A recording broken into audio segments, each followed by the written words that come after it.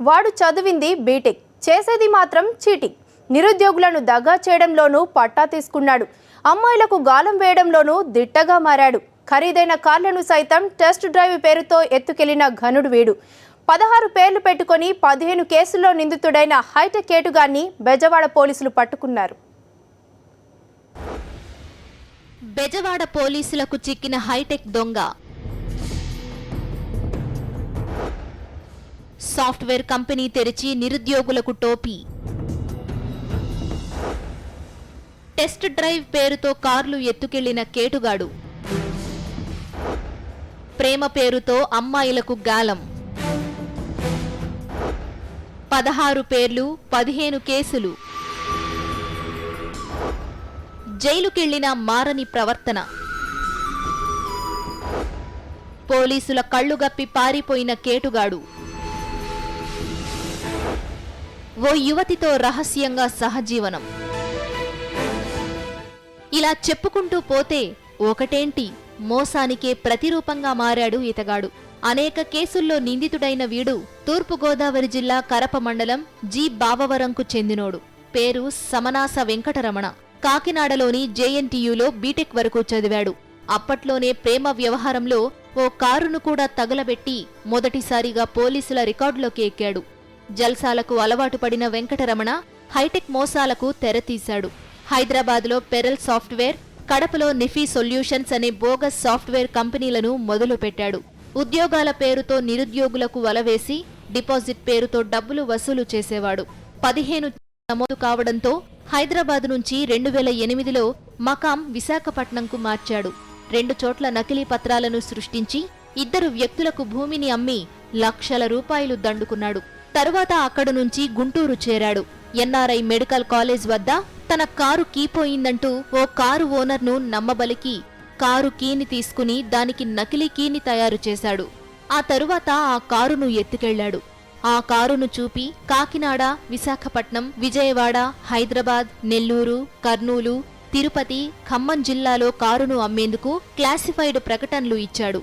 వాటిని కొనుగోలు చేసేందుకు వచ్చిన వారి నుంచి డబ్బు తీసుకుని కారు కాగితాలు తీసుకువస్తానని చెప్పి కారుతో సహా పరారయ్యేవాడు.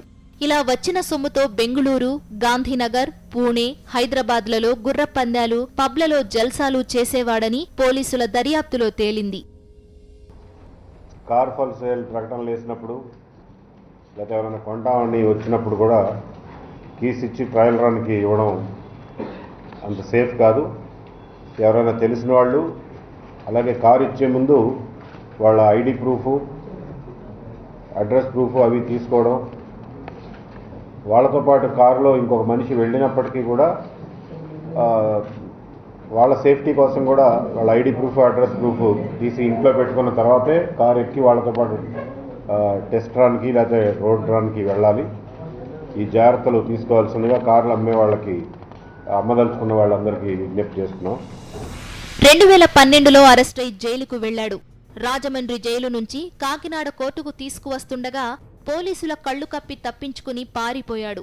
ఆ తరువాత విజయవాడ, కడప, హైదరాబాదులలో కారును అమ్మేందుకు క్లాసిఫైడ్లు ఇచ్చి ట్రయల్స్ వేస్తానంటూ కారుతో ఉడాయించేవాడు.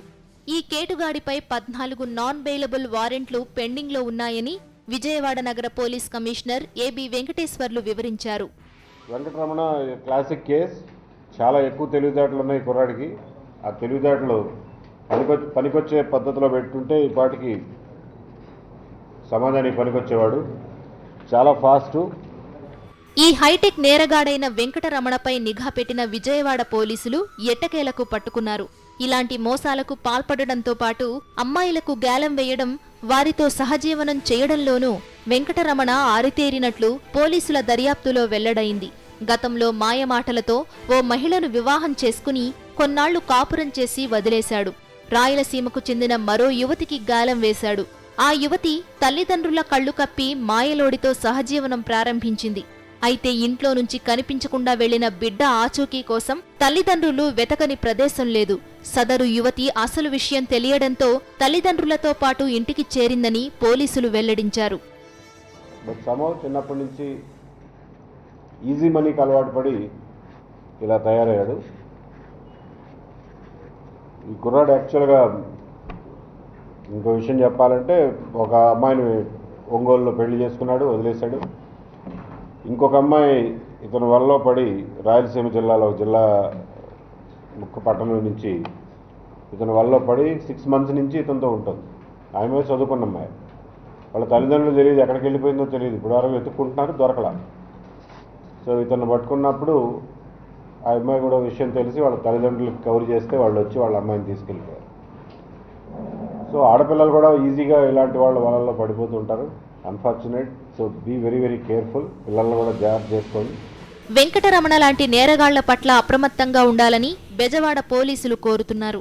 సాక్షి న్యూస్, విజయవాడ.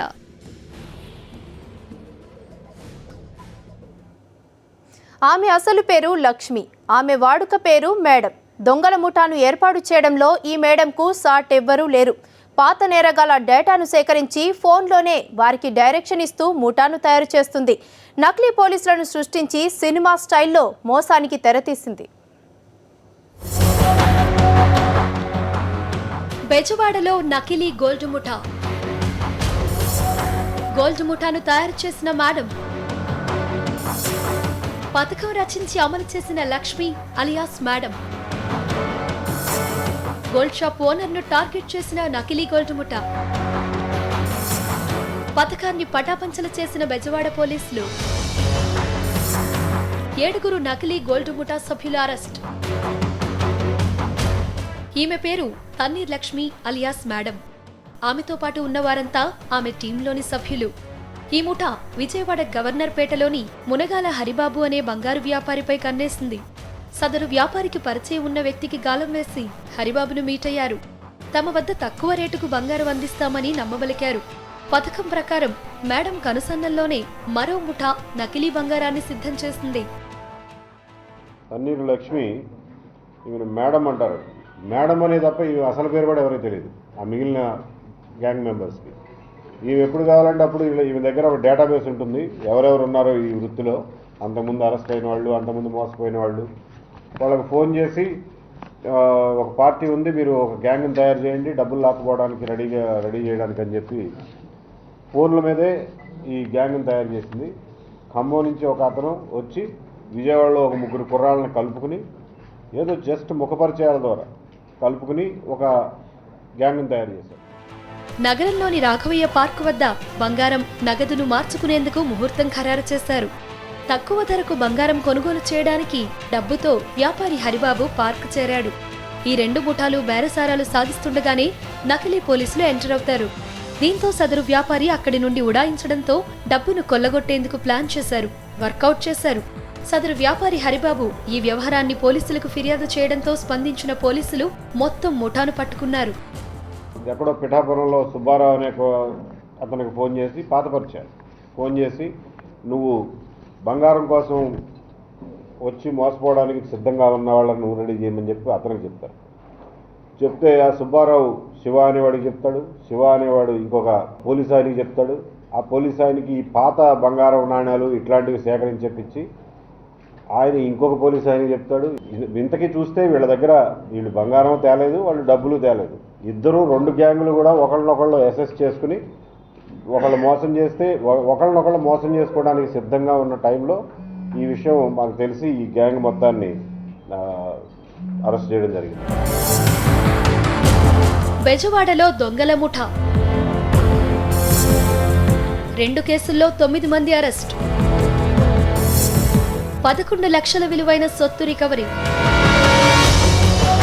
మరోవైపు ఇళ్లను టార్గెట్ చేస్తున్న దొంగలను పోలీసులు పట్టుకున్నారు. వారి నుంచి 11 లక్షల విలువైన సొత్తును స్వాధీనం చేసుకున్నారు. కర్నూలు జిల్లాకు చెందిన పశుపతి శ్రీరాములు అలియాస్ కిన్నెర శివరాం కొంతకాలం కింద విజయవాడలోని చిట్టినగర్లో ఉంటున్నారు.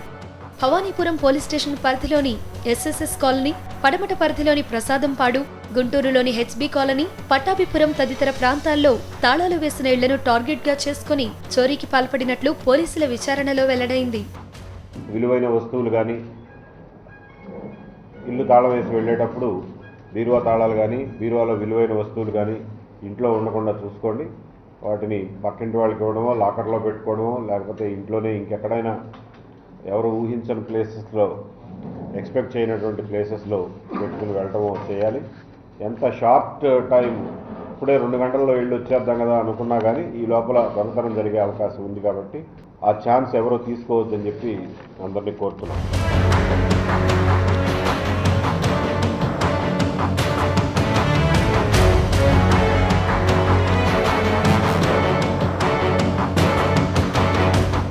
సాక్షి న్యూస్, విజయవాడ. చిట్టీల వ్యాపారి చీటింగ్ చేశాడు. టైంకు డబ్బులు ఇస్తానంటూ చేతులెత్తేశాడు. కూలీ నాలీ చేసుకుని 4 రాళ్లు వెనుకేసుకుందామనుకున్న తమకు అన్యాయం చేస్తారా అంటూ బాధితులు ఆగ్రహించారు. చిట్టీల వ్యాపారి వీపు విమానం మోత మోగించారు.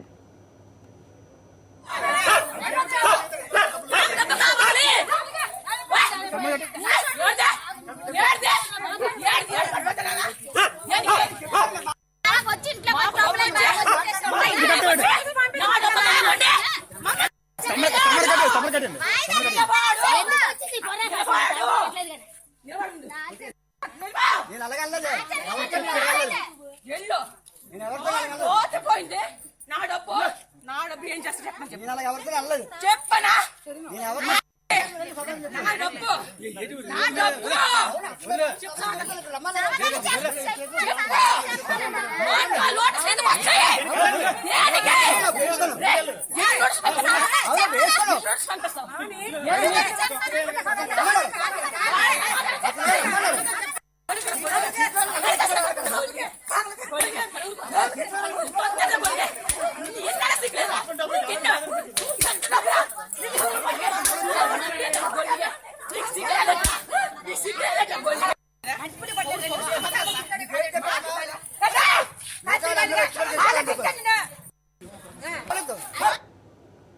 విశాఖ భీమిలి తగరపు వలస కొండపేటకు చెందిన వెంకట్రావు కొంతకాలంగా చిట్టీల వ్యాపారం చేస్తున్నాడు.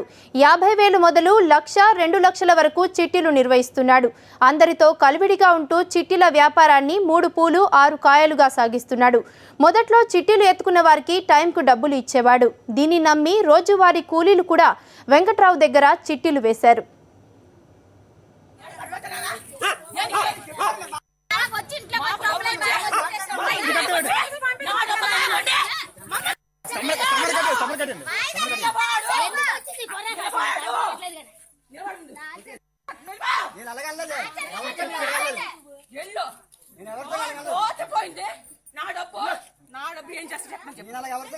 చెప్పనా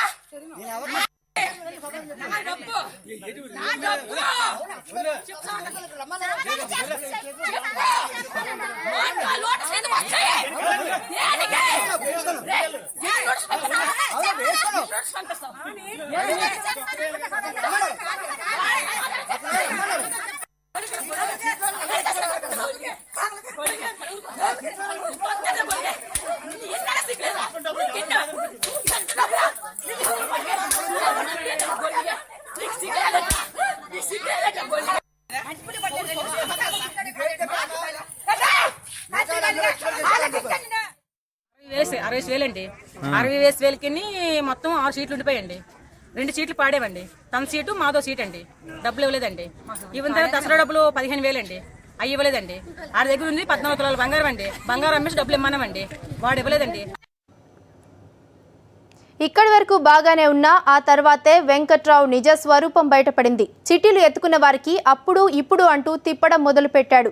రెక్కాడితే కానీ డొక్కాడని తాము పిల్లల భవిష్యత్తును దృష్టిలో పెట్టుకుని 4 రాళ్లు వెనకేసుకుందామనుకుంటే ఇంత మోసం చేస్తాడా అని ఆగ్రహించారు. చిట్టీలు వేసిన వారికి కనిపించకుండా తిరుగుతున్న వెంకట్రావును పట్టుకోవాలని ఫిక్స్ అయ్యారు.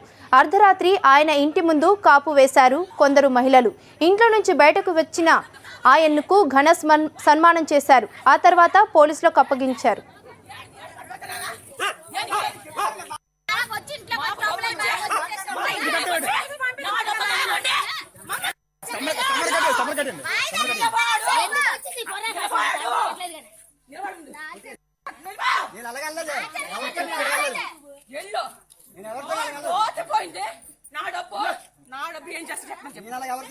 చెప్పనా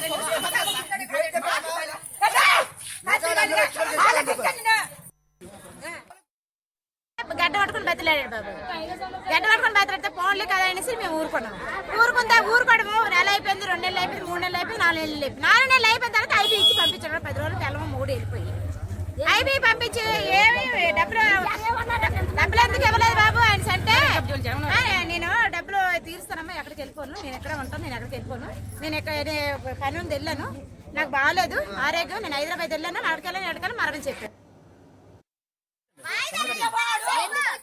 అప్డేట్స్ మా కరెస్పాండెంట్ శ్రీదేవిని అడిగి తెలుసుకుందాం.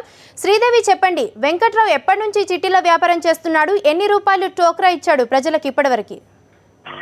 వర్ష ఇది తగరపు వలస కొండపేట గ్రామంలో చోటు చేసుకున్న అర్ధరాత్రి 11 గంటల సమయంలో జరిగినటువంటి ఘటన ఇది. ఈ ఘటనలో ముఖ్యంగా నిర్వాహకుడు ఎవరైతే ఉన్నారో వెంకట్రావు భీమిలి దగ్గరలోని ఒక రాయపాడు గ్రామంలో ఉంటున్నాడు. అయితే రాయపాడు గ్రామం వచ్చి అయితే ఇక్కడ కొండపేటలో అద్దెకుంటూనే ఇక్కడ ఉన్నటువంటి మహిళలతో కానీ అక్కడ ఉన్నటువంటి కుటుంబాలతో కూడా కలిసి ఉన్న నేపథ్యంలో చీటీలు నిర్వహించడం మొదలెట్టాడు. అంతేకాకుండా భూత వైద్యం కూడా నిర్వహిస్తున్నాడు, ఆయుర్వేద వైద్యం కూడా నిర్వహిస్తున్నాడు.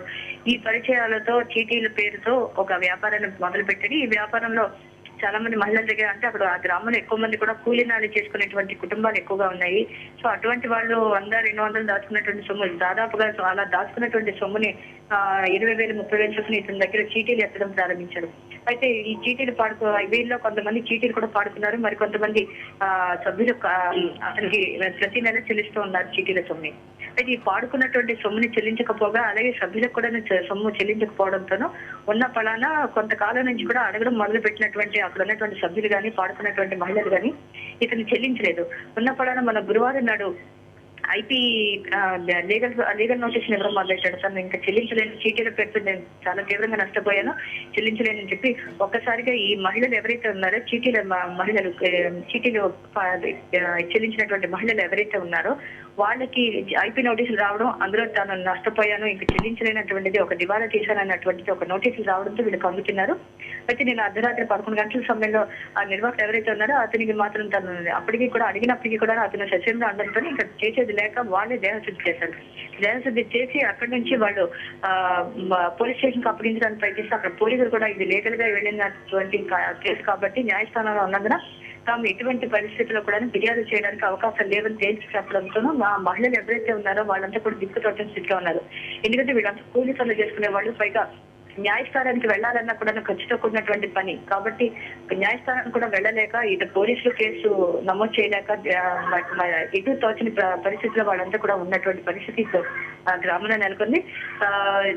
ఇది పోలీసులు సుమోటోగా స్వీకరించినట్లయితే ఖచ్చితంగా బాధితుల తరఫున న్యాయం జరిగే అవకాశాలు ఉన్నాయి. లేదంటే న్యాయవాదులు ఎవరైనా కూడా స్పందిస్తే ఖచ్చితంగా ఈ కేసులో బాధితులకు న్యాయం జరిగే అవకాశాలు ఉన్నాయని చెప్పి కొంతమంది అక్కడ ఉన్నటువంటి స్వచ్ఛంద సంస్థలు కానీ లేదంటే అక్కడ ఉన్నటువంటి గ్రామ పెద్దలు కానీ చెప్తున్నటువంటి అభిప్రాయం. అంతేకాకుండా ఎవరైతే ఉన్నారో ఈ బాధిత మహిళలు కూడాను ఇప్పటికే కేసు న్యాయస్థానం పరిధిలో ఉన్నందున కాబట్టి ఎటువంటి కూడా దీని మీద మాట్లాడడానికి కూడాను ఇష్టపడినటువంటి పరిస్థితి అయినప్పటికీ కూడా ఇప్పటికే లవోదిబోమకి ఇప్పటికే ఒక మహిళ అయితే ఏకంగా 1,40,000 రూపాయలు ఆమె చీటీల పేరుతో నిర్వాహకుడు వెంకటరావు దగ్గర చెల్లించడం జరిగింది. ఆమె పాడుకున్నటువంటి పరిస్థితి పెళ్లి కోసం ఉన్నటువంటి దాచినటువంటి సొమ్ము ఇప్పుడు ఒక్కసారిగా అంత పెద్ద అమౌంట్ తిరిగి చెల్లించలేనని చెప్పడంతో ఆమె కూడా చాలా తీవ్రమైనటువంటి పరిస్థితి మనకి. Okay Sridevi, thank you. ఇసుక మాఫియా రెచ్చిపోతోంది. ఖమ్మం జిల్లాలో రాత్రి పగలు లేకుండా ఇసుకను ఇతర ప్రాంతాలకు తరలిస్తున్నారు. అక్రమ రవాణాకు అడ్డొచ్చే అధికారులను లేపేస్తామంటూ హెచ్చరికలు జారీ చేస్తున్నారు.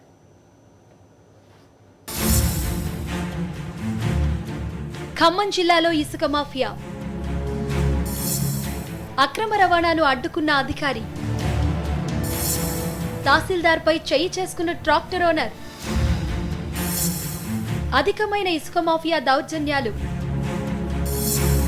బిత్తరపోతున్న అధికారులు. ఖమ్మం జిల్లాలో ఇసుక తరలింపు యథేచ్ఛగా సాగుతోంది. భద్రాచలం డివిజన్ పరిధిలోని ఇసుక రీచ్లు గిరిజన సొసైటీల ఆధ్వర్యంలో కొనసాగేవి. అయితే రాష్ట్ర విభజన నేపథ్యంలో విడిపోయిన ముంపు మండలాలు భద్రాచలం, ఏటపాక, నెల్లిపాక మండలాల్లోని రీచ్లపై ఇసుక మాఫియా దృష్టి పెట్టింది. కొల్లుగూడెం ఇసుక ర్యాంపుల నుంచి ఇసుకను అక్రమంగా తరలిస్తున్నట్లు తెలుస్తోంది. విపరీతంగా విచ్చలవిడిగా ఇసుక మాఫియా జరుగుతుందండి. ఇసుక రవాణా విచ్చలవిడిగా జరుగుతుంది. దాంతో నేను గతంలోనే అరికట్టడానికి ప్రయత్నాలు చేస్తే ఈ ఇసుక మాఫియాకు సంబంధించిన ట్రాక్టర్ యజమానులందరూ కూడా నా మీద వ్యతిరేక ప్రచారం చేయడం చేశారనమాట. ఇసుకను తరలించడానికి సిద్ధంగా ఉన్న ఓ ట్రాక్టర్ను నెల్లిపాక తహసీల్దార్ అడ్డుకున్నారు. పోలీస్ స్టేషన్కు ట్రాక్టర్ను తరలించాలని కోరడంతో వాహన యజమాని తహసీల్దార్పై దాడికి దిగాడని చెబుతున్నారు. ఇసుక రవాణా జరుగుతుందండి. దాని మీద నేను వెంటనే స్పందించి అక్కడికి వెళ్ళడం జరిగింది. ఓ ట్రాక్టరు అంటే పురుషోత్తపట్నం మీదగా వస్తుంటే దాన్ని ఫాలో అవుతుందో రాగా అది శ్రీరామ్ నగర్ కాలనీ వైపు వెళ్ళుచుండగా దాన్ని ఆపడం జరిగిందనమాట.